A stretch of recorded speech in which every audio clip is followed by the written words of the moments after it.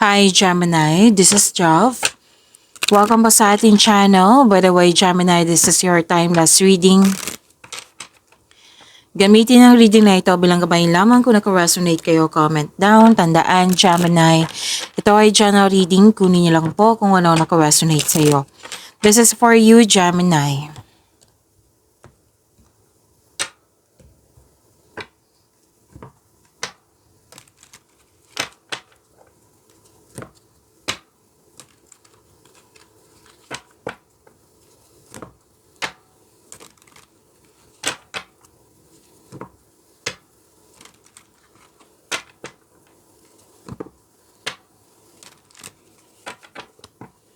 Para po ito sa iyo, Gemini.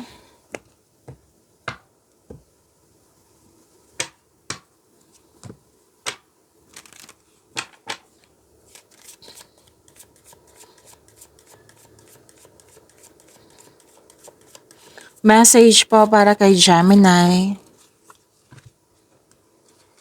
Step out of your comfort zone. Okay?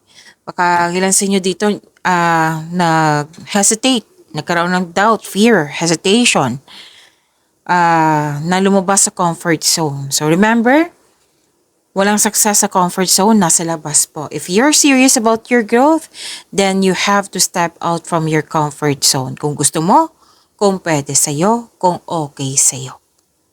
Okay? So step out of your comfort zone.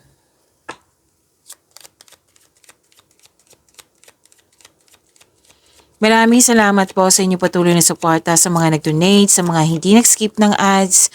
Maraming salamat po. Sa mga hindi pa nag-subscribe, subscribe na po kayo at click bell notification para malaman nyo na may bago tayong video. Para sa mga gustong magpa-reading po, comment po kayo ng personal reading. Again, comment kayo ng personal reading and check my reply sa comment section. Malakas ang iyong intuition. Nagkaroon kayo ng time for reflection. Malalim mong iniisip, mas lumawak ang vision. Yes, malakas ang iyong intuition. Maaring may malalaman kayong sekreto or may malalaman kayong nagsinungaling or hindi totoo sa iyo. Hindi nagsasabi ng totoo sa iyo. Yan. Kasi nga, malakas ang iyong intuition. Parating itong lumalabas sa iyo, Aquarius. Ay, wow! Bakit Aquarius yung sinabi ko? Baka iniisip kayo na Aquarius. Gemini. So, this reading is Gemini, ha? Okay. So, parati itong lumalabas sa iyo, Gemini. Wow! Ikaw na, Gemini. Magkakatanggap kayo ng regalo or tulong or pwedeng kayo ang nagbigay, nag-isip kayo ng regalo ngayon. Pwede. Pwedeng kayo ang nakatanggap din, ha? At nakatanggap kayo ng compliment, awards, fame, recognition. Abundance pa rin, Gemini. Ikaw na.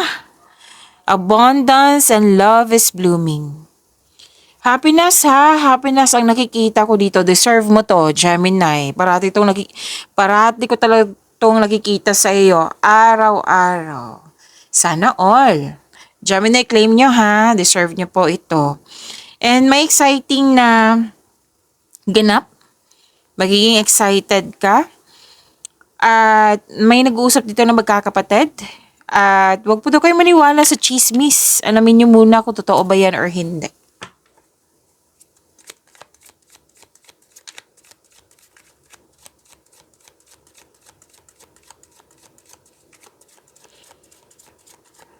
Energy po ni Gemini. Lumabas agad. Wow.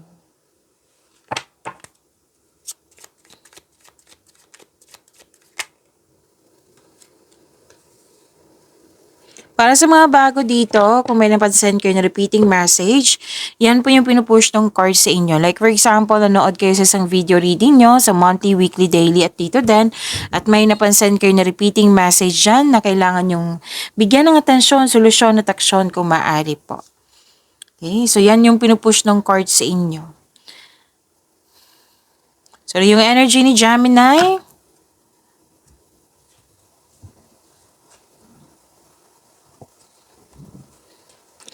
wealth. Ang ganda naman. Wealth, generosity. So, ayan yung sinabi dito. Okay? Pwede may natanggap kasi kayong malaking blessings at naging generous kayo sa kapwa nyo. Oh, pansin ko talaga to sa inyo. I believe na lumabas din to sa monthly and weekly nyo. Sa daily din. Wow, Gemini. Kasi nga, kaya nga may mga malaking blessings kayong natanggap kasi nga hindi kayo madamot. Hindi kayo madamot, Gemini. Iniisip mo yung sarili mo. Pero may time ka talaga na iniisip mo yung kapwa mo, lalo na sa mahal nyo sa buhay. Hindi lang to sa material na bagay ha. Mahilig din si Gemini. Pansin ko talaga to kay Gemini. Kahit sa study, na pag may alam kayo, sinishare nyo. Like, ideas is a blessing from the universe. O, sinishare mo. Na-receive mo, tapos sinare mo. That is generosity also. Pwede din to sa material na bagay. Mahilig kayo magbigay eh. And deserve nyo rin makatanggap ng regalo or tulong, di ba? Kasi, hindi ka nakakalimot eh. Talagang mahilig talaga kayong magbigay. Maasahan, mahusay sa buhay. Mahilig ka magbigay ng tulong, lalo na't pinansyal. Yes. Gemini, may ano dito. Pwedeng nasa posisyon ka sa kumpanya or may-ari ka ng negosyo. Boss, amo. Basta sinusunod ka. Maraming natutunan yung mga kasama mo dyan sa iyo. Yung ginagalang ka, kinikilala ng mga tao nang dahil sa galing mo. Lumabas to, recognition, di ba? Yung regalo tulong lumabas din. Oo, ganda sana all. Name niyo po, Gemini. Financial stability, yes. Parati ko tong nakikita sa iyo. Huwag kayong magsamang i-claim ito. Magaling kayo sa mga ginagawa nyo, sabi ng yung card. Nag-compliment, di ba? Sabi yung card, siya yung mismo nag-compliment sa'yo. Alam mo, Gemini, marunong ka talaga sa mga ginagawa mo. Magaling ka na leader. Naka-destiny talaga dyan. Kasi marami kang natutulungan. Hindi lang yung sarili na tinutulungan mo, kapwa mo. Magaling ka din gumawa ng desisyon.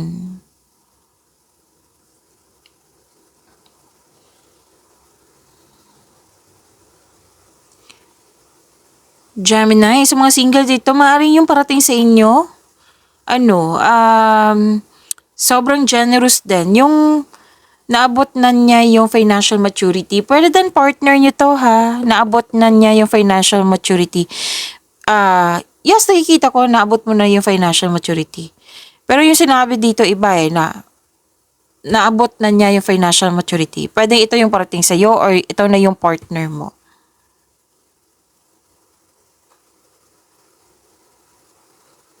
So, halos araw-araw ko na ito nakikita sa inyo, Gemini. Like, yung structure, yung magpapatayo ng bahay, ito yung dahilan na naging masipag ka sa araw-araw.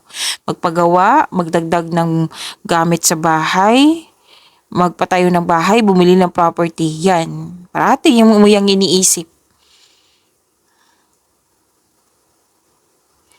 Oh, regalo andito. Andito yung regalo. Gusto mong bumili ng regalo for yourself, which is good. Deserve mo naman yan kasi naging masipag ka sa araw-araw. Hindi lang to sa'yo. Gusto mong bumili ng regalo para sa kapwa mo. Tapos, nag-iisip ka din ng bakasyon dito. Tagumpay sa kaperahan, sa pananalapi. Gemini, hawak mo na talaga. Katatagan ay nasa iyong kamay na. Yes, sinabi yan ng card mo. Miss Job, araw-araw, i-claim mo. Para yan sa'yo.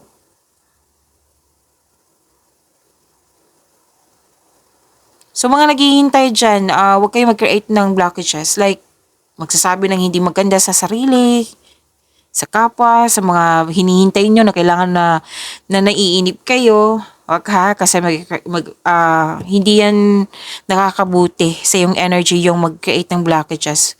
Baka kayo nag-question na, bakit sa akin, Miss Jov? Check your blockages. Okay? Check your blockages. Kasi ito yung sinabi hindi naman magsisinungaling yung cards mo dito. Maaari din may kasosyo. Pwede kita kasako ditong kasosyo or magbigay ng puhunan sa'yo upang tulungan ka para makamit yung layunin mo sa buhay, Gemini. Pwede din hindi siya material na bagay ha, pwede din siyang moral support, nagbigay siya ng ideas.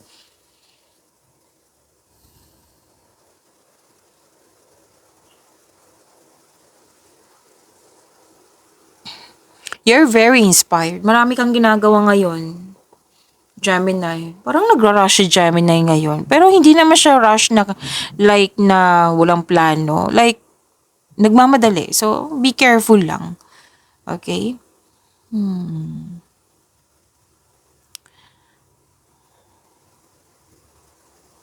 Isang importanteng simulain pagsasapalaran, pagpaplano. Ang ilan sa inyo, posibleng din may sanggol na parating sa inyo, mabubuntis or nanganak. Kaya mas lalo kang na-inspire. Or di kaya'y, may chances offer kasi ako nakikita dito. Like for example, project, yung paglalakbay andito pa rin. Pagsisimula ng mga gagawin mo dyan or connection sa isang tao, pagsisimula ng negosyo, basta may pagsisimula dito na very excited ka. Ito na yung sinabi kanina. Naalala nyo yung exciting na ganap na sinabi ko kanina? Oh, andito din po siya, nag-clarify. So pay attention. Repeating message yan.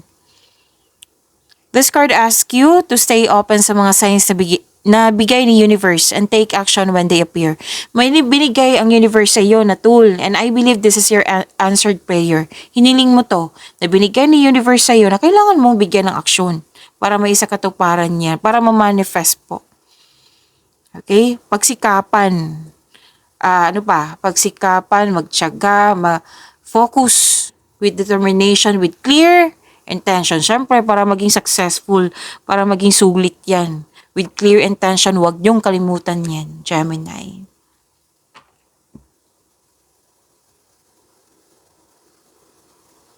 Gemini, dalawang card po mismo nagsabi dito. May inisip kayo sa malayong lugar or di kayo ang mag-abroad or mag-travel sa malayong lugar or di kaya yung nagpapasweldo sa iyo sa malayong lugar or sa abroad.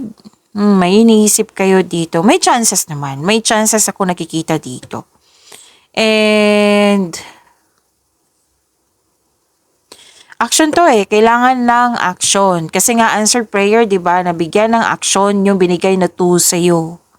Gemini, pag-isipan 'yan. Alam mo to. Yung mga pagkakataon na sinabi ko kanina, proyekto, paglalakbay, pagsisimula, kung ano man yung ginagawa niyo diyan.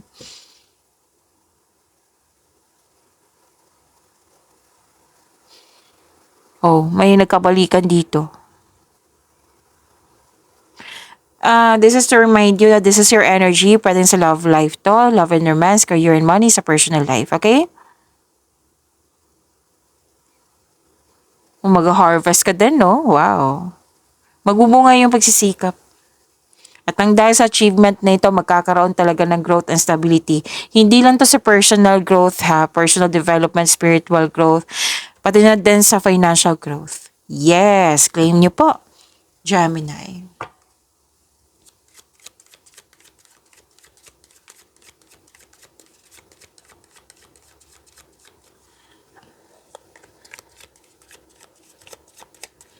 Career and money po ni Gemini.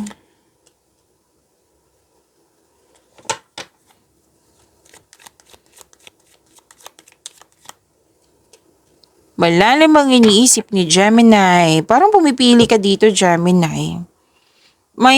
Hindi pa daw kayo napansin na opportunity na dumating sa iyo. Kailangan mo nang magkaroon ng time for reflection, which is ginawa mo naman dito.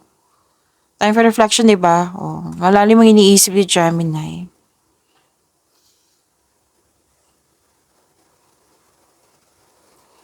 Kasi may mga opportunities, alok, na kailangan pag-isipan ng mabuti. Kumbaga, naging guarded ka. Don't hesitate too long. Kasi, like for example, yung parati kong example sa inyo, like, itong offer na ito is good for 7 days. Tapos ika-8 days ka na nag-decide. So, sayang naman, nawala. Diba? So, don't hesitate too long kung pwede po. Hindi kita masisisi na maging guarded ka. It might be may trauma sa nakaraan na ayaw mo lang magkamali ngayon. So, better na gamitin mo talaga yung pagiging matalino mo. Matalino kayo sa lahat ng signs, matalino kayo. Okay, so be wiser. Bigyan lang talaga ng time para pag-isipan, balansehin. Para makagawa kayo ng best decision, best choice, konkretong plano, wag niyong kalimutan yan. Pero ang ilan sa inyo dito, nakikita ko, bored sa inyong trabaho or dismayado sa current position nyo. So, labanan mo yung nararamdaman mo. Alalahanin mo yung inspiration mo sa buhay para ma-motivate ka. Okay?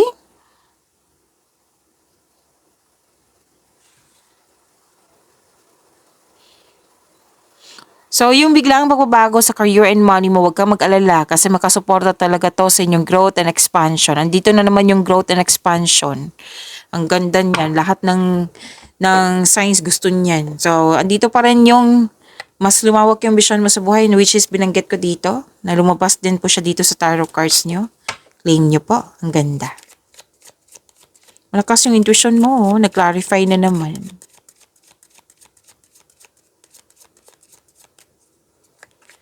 Love life, self-love, partnership, and romance ni Gemini.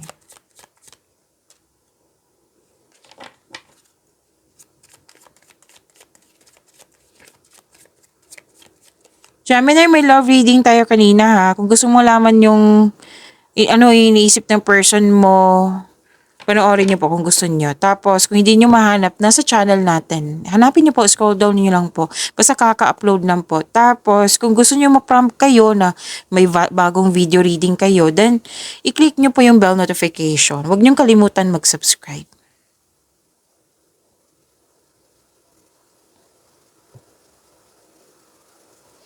Sobra ka nasa...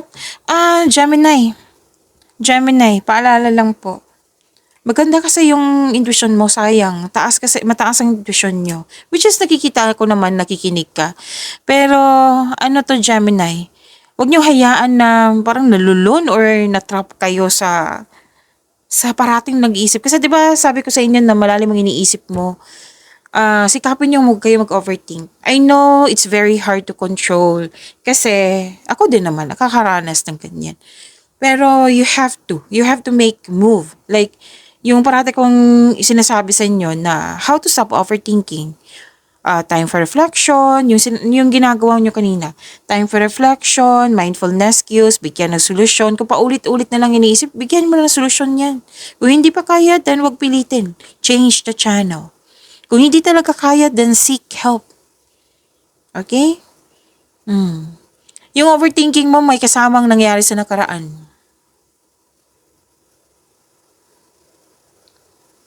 Tapos na kasi to. May nangyari, single ka man relasyon sa buhay mag-asawa, may nangyari kasi sa nakaraan na hindi mo nagustuhan. It might be, like for example lang po ito ha,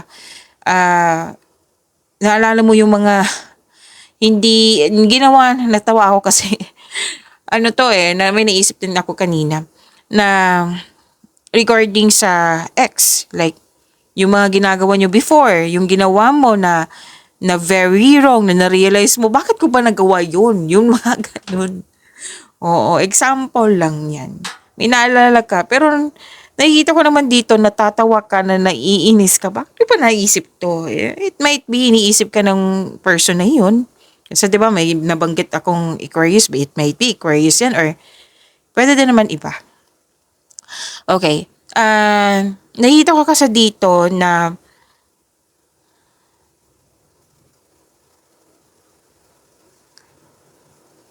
paggabi, lalo na paggabi, aminado kayo sa sarili nyo na bakit putol-putol yung tulog ko? Na yung gumigising kayo ng 1 a.m., 2 a.m., yung mga ganyan, kahit wala ka namang iniisip sa before tulog mo. Oo. So, hanggang sa nag-overthink ka na, pero lalo na't paggabi, nakikita ko dito, nag-iisip kayo ng malalim, hanggang sa nag-overthink or nag-overanalyze na. So, help yourself. Kung hindi kaya ha, mag-ask ng help sa iba. Yan yung way, isa sa way na tulungan yung sarili mo. Kung hindi talaga kaya, kung aminado kang hindi ko kaya, so kailangan mo ng tulong. Okay? Kumbaga, tulong pa rin yan sa iyong sarili. may ano dito separation. Pwedeng nangyari to sa karana kasi pasang nakikita ko dito. Separation, or di kaya na bigyan na ng solusyon ng iyong katanungan. Mas may nakita ako ditong yung paulit-ulit na lang na concern na bigyan na ng solusyon.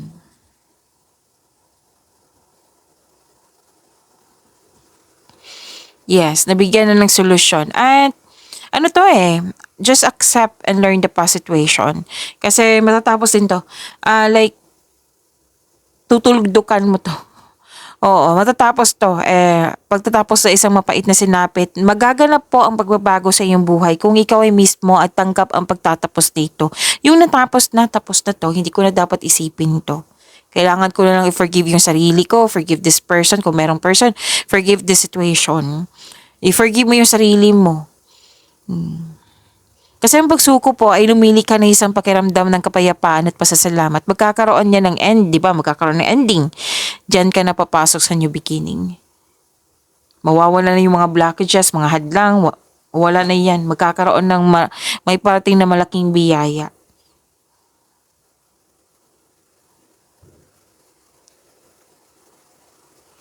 So kung may conflict, communication is the key. Okay? Iwasan nyo mag-overthink. Help yourself. See you tomorrow. Pag-imanin niyo po yung blessings sa binigay sa inyo, Gemini. See you tomorrow. Maraming salamat.